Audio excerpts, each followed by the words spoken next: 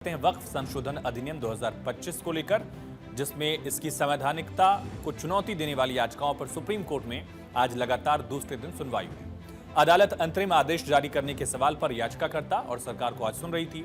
Supreme court के मुख्य न्यायाधीश बी.आर. गवई और जस्टिस अगस्टिन जॉर्ज मसीह की बेंच ने यह मामला सुना। मंगलवार को याचिकाकर्ता ने दलीलें रखी थी, तो बुधवार को सरकार की तरफ से सॉलिसिटर जनरल तुषार मेहता अपना पक्ष रखते नजर आए, सरकार का बचाव करते नजर आए।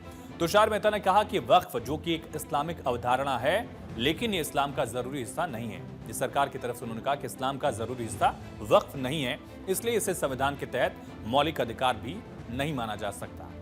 केंद्र सरकार की तरफ से सुप्रीम कोर्ट में पेश सॉलिसिटर जनरल तुषार मेहता ने अदालत को बताया कि वक्फ बोर्ड सिर्फ धर्मनिरपेक्ष कामकाज करते हैं, जबकि मंदिर पूरी तरह धार्मिक संस्था होते हैं। उनका प्रबंधन मुस्लिम व्यक्ति भी संभाल सकता है। ये जिक्र उनकी तरफ से किया गया। मंगलवार को करीब 3.25 घंटे तक याचिकाकर्ताओं की तरफ से इस कानून की खामियां गिनाई गई। आज सरकार की तरफ से करीब 3 घंटे तक अपनी बात रखी गई। सरकार ने बताया कि वक्फ संशोधन कानून लाने के पीछे मंशा क्या थी, आखिर क्यों वक्फ संशोधन कानून लाया गया, इसका कारण बताया गया। कहा कि सरकार की तरफ से सॉलिसिटर जनरल तुषार मेहता ने कहा कि वक्फ एक इस्लामी विचार है, लेकिन ये इस्लाम का मूल या अनिवार्य हिस्सा नहीं है। ये सरकार की तरफ से एसजी ने कहा ये केवल इस्लाम में दान देने की व्यवस्था है। जैसे ईसाई धर्म में चैरिटी, हिंदू धर्म में दान और सिख धर्म में सेवा की परंपरा होती है, ठीक वैसे ही वक्फ सरकार कह रही है सुप्रीम कोर्ट में। इस पर सीजेआई गवई ने पूछा कि जो तस्वीर पेश की जा रही है वो ये है कि एक बार कलेक्टर ने जांच शुरू कर दी तो ये वक्फ नहीं रह जाता और जांच पूरी हो जाने के बाद संपत्ति को अपने कब्जे में ले लिया जाएगा, सीजेआई ने कहा। इस पर सरकार की तरफ से जवाब दिया गया तुषार मेहता की तरफ से कि झूठी बात है, भ्रामक कहानी है। सीजेआई ने फिर पूछा कि तो ये केवल कागजी प्रक्रिया है क्या? तुषार मेहता ने कहा कि ये कागजी प्रक्रिया होगी, लेकिन अगर सरकार स्वामित्व चाहती है तो उसे शीर्षक के लिए मुकदमा दायर करना होगा। मुस्लिम पक्ष अपनी दलीलें पेश करने के एक दिन बाद अपनी दलीलें पेश करते हुए तुषार मेहता ने कोर्ट को बताया, कल मुस्लिम पक्ष ने बात रखी थी, आज सरकार ने बात रखी।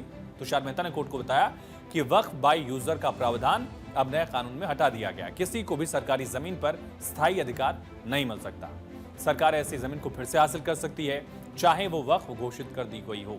अगर कोई संपत्ति सरकारी हो और उसे वक्फ बाय यूजर के तहत घोषित किया गया हो तो सरकार उसे वापस लेने का कानूनी अधिकार रखती है। ये कोई मौलिक अधिकार नहीं हो सकता। आगे सरकार की तरफ से कहा गया कि कहानी बनाई जा रही कि हमें सदियों पुराने वक्फ के दस्तावेज कहां से मिल जाएंगे।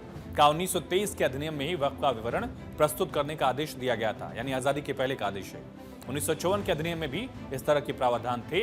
ये उनकी तरफ से जानकारी दी गई कोर्ट को। के साथ बातचीत करने के लिए मौजूद हैं याचिकाकर्ता के वकील हैं आदिल अहमद साहब हैं।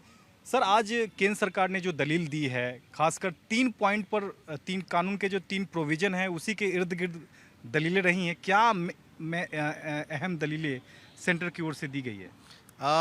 मेन देखिए उनका पक्ष और पॉइंट्स यही रहा है कि हम लोगों ने बोर्ड या काउंसिल में नॉन मुस्लिम्स को इंट्रोड्यूस कराने को लेकर के उसके वजह से वक्फ में कोई छेड़खानी नहीं है। दूसरा है कि वक्फ बाय यूज़र को हम लोगों ने डिस्टर्ब नहीं किया है, यानी कि इस कानून के तहत वक्फ बाय यूज़र को डिस्टर्बेंस नहीं है। हाँ, वो टर्मिनोलॉजी डिलीटेड है क्योंकि अक्सर देखा जाता है कि ऐसे प्रॉपर्टीज़ पे डिस्प्यूट खड़े होते हैं। वक्फ काउंसिल और वक्फ बोर्ड में गैर मुस्लिमों को रखने पर सेंटर ने क्या कुछ कहा है? उनका ये कहना है कि इससे वक्फ की वजूद को लेकर के कोई छेड़खानी नहीं होगी, यानी कि जो चेंजेस हो रहे हैं वो सिर्फ काउंसिल में होंगे या बोर्ड में होंगे। तो कल उम्मीद जताई ये जा रही है कि सुनवाई पूरी हो जाएगी? जी बिल्कुल। कल ऑनरेबल कोर्ट ने कहा है 45 मिनट्स का वक्त दिया है, जिसमें रिबटल होना है, रिजॉइंडर होना है और उसके अगेंस्ट में और अगर कोई पॉइंट्स रह जाती है तो फिर एसजी उन्हें ज्वाइन कर सकते हैं।